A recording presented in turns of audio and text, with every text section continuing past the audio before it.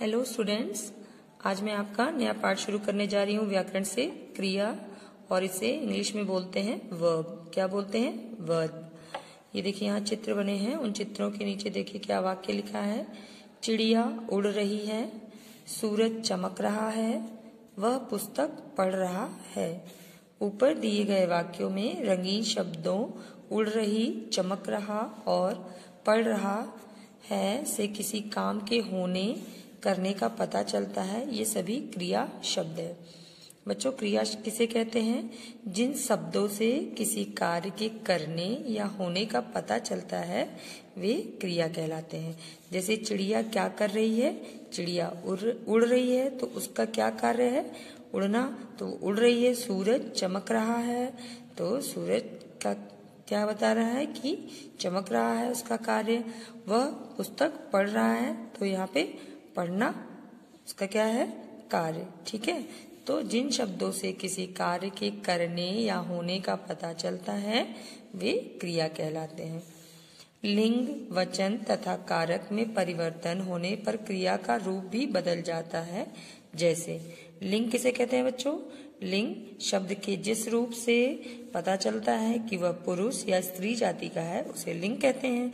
यहाँ पे देखिए अमन पढ़ रहा है, ये क्या बता रही? ये पुरुष जाति का है, तो वाक्य कैसे बन रहा है? अमन पढ़ रहा है। अब यहाँ पे स्त्री जाति के लिए अलीशा पढ़ रही है। इस प्रकार वाक्य बदल जाते हैं लिंग में। वचन किसे कहते हैं? शब्द के जिस रूप से एक या एक से अधिक होने का बोध हो उसे वचन कहते हैं। अब यहाँ पे देखिए एक बच्चा है, तो किस प्रकार वाक्य लिखा गया है? बच्चा दूध पी रहा है। और बहुत सारे बच्चे हैं, तो बच्चे दूध पी रहे हैं। ठीक है। कारक बदलने पे किस प्रकार देखिए वाक्य बदलते हैं। पहले तो कारक किसे कहते हैं? वाक्य में संज्ञा या सर्वनाम का क्रिया के साथ संबंध बताने वाले शब्द कारक कहलाते हैं। ठीक है। अब पवन ने फल खाया, तो पवन ने जो शब्द है वो क्या बता रहा है? संज्ञा और सर्वनाम का क्रिया के साथ क्या संबंध है? ने। पवन को और फल दो। ठीक है, तो ये इस प्रकार कारक में वाक्य बदलते हैं।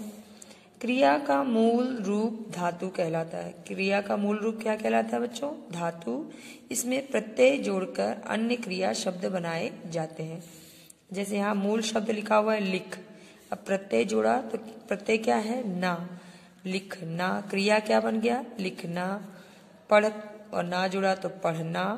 दौड़ के साथ ना जुड़ा तो दौड़ना। सो के साथ ना जुड़ा तो सोना। इसी प्रकार उड़ना क्रिया शब्द बना। रो ना प्रत्यय जोड़ के रोना। उठ ना प्रत्यय जोड़ के उठना। जागना। तो ये क्या है बच्चों? क्रिया का मूल रूप धातु कहलाता है, और जब उसमें प्रत्यय जोड़ते हैं तो क्रिया इस प्रकार शब्द हो जाते हैं। क्रिया के भेद। क्रिया के दो भेद होते हैं। कितने भेद होते हैं? दो। एक सकर्मक क्रिया और दूसरे अकर्मक क्रिया। क्रिया के दो भेद, सकर्मक और अकर्मक। सकर्मक क्रिया, जिन क्रियाओं का कर्म होता है वे सकर्मक क्रिया कहलाती हैं।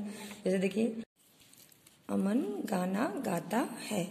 अमन क्या है बच्चों? कर्ता। कर्ता किसे कहते हैं? क्रिया को करने वाला कर्ता कहलाता है। और कर्म क्या है? जिस पर कर्ता की क्रिया का फल पड़े उसे कर्म कहते हैं। और क्रिया क्या है? जो वह कार्य कर रहा है।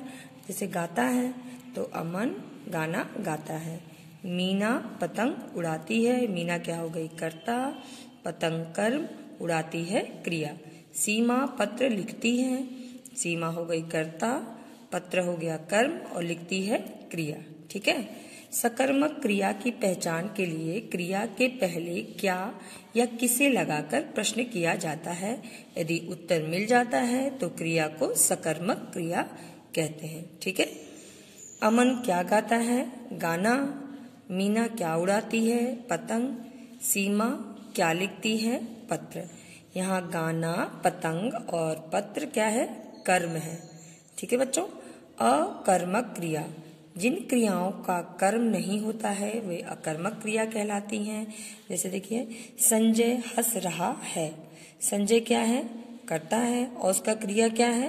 हंस रहा है। सीमा नाचेगी, सीमा कर्ता और क्रिया नाचेगी। भुवन सो रहा है, तो कर्ता क्या है बच्चों? भुवन और सो रहा है क्रिया। कोई क्रिया अकर्मक है या नहीं, इसे जानने के लिए क्रिया के आगे क्या या किसे प्रश्नवाचक शब्द लगाते हैं। यदि उत्तर नहीं मिलता है तो उस क्रिया को अकर्मक क्रिया कहते हैं। जैसे क्या संजय हंस रहा है? उत्तर में क्या है? नहीं मालूम। क्या सीमा नाचेगी? उत्तर नहीं मालूम। क्या भुवन सो रहा है? उत्तर नहीं मालूम। तो इसमें क्या है बच्चों? कर्म को हटाकर या लगाकर सकर्मक क्रिया को अकर्मक क्रिया में तथा अकर्मक क्रिया को सकर्मक क्रिया में बदला जा सकता है। ठीक है, तो बच्चों इस पाठ को आप अच्छे प्रकार से पढ़िए। आगे का भाग हम आपकी दूसरी ऑनलाइन क्लास में पढ़कर समझाएंगे।